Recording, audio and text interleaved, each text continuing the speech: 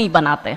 मैं आपको उनकी कथा शॉर्ट में करती हूं कि राजा रावत का शादी जो होता है वो हदी रानी से होता है, मेवाड़ के राजा है, और औरंगजेब की सेना आक्रमण करने आती है। और जब औरंगजेब की सेना आती है तो राजा रावत सिंह का 2 दिन पहले ही विवाह हुआ होता है हादी रानी से। तो राजा जी की इच्छा नहीं होती कि मैं युद्ध लड़ने जाऊं, तो हादी रानी बड़े क्रोधित होते हैं। वो कहते तुम मेरी चिंता छोड़ो, तुम अभी इस मातृभूमि की रक्षा के लिए, इस धर्म की रक्षा के लिए आप युद्ध भूमि में जाओ और आप मेरी चिंता मत करना। यदि आप बलिदान भी हो जाओगे तो मैं प्राउडली अपने आप को आपकी विधवा कहूंगी। तब राजा रावत युद्ध लड़ने जाते हैं।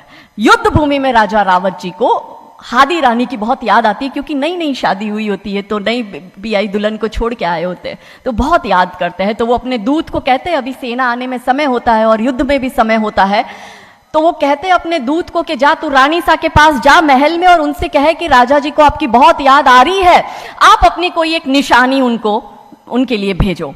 दूत भी बड़ा टेंशन में आ गया कि ये युद्ध भूमि में बैठे और इनको हादी रानी की याद आ रही है, ये युद्ध लड़ेंगे कैसे और जीतेंगे कैसे। पर वो दूत डरते डरते पहुंचा रानी सा के पास और रानी सा को कहता है कि राजा रावत जी ने आपकी एक निशानी मंगाई है, उनको आपकी बहुत याद आ रही है।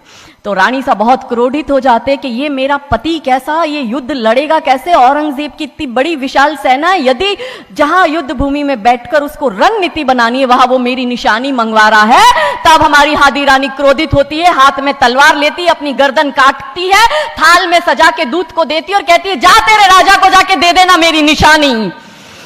तब वो दूत युद्ध भूमि में जाता है, राजा जी को हादी रानी की निशानी यानी कि उनका कटा हुआ मुख देता है। राजा जी बड़े दुखी हो जाते हैं, उनको लगता है उनसे बहुत बड़ी गलती हो गई। राजा जी रानी की अंतिम इच्छा समझ जाते हैं। रानी जी के लंबे बाल होते हैं, उन बाल की वो माला बनाते हैं, उनके मुख की माला बनाते, वो युद्ध लड़ते हैं, औरंगजेब से युद्ध जीतते हैं। और जीतने के बाद राजा रावत वहीं युद्ध भूमि में अपना बलिदान देते, अपनी गर्दन काटकर वहीं अपने जीवन का त्याग करते हैं। ये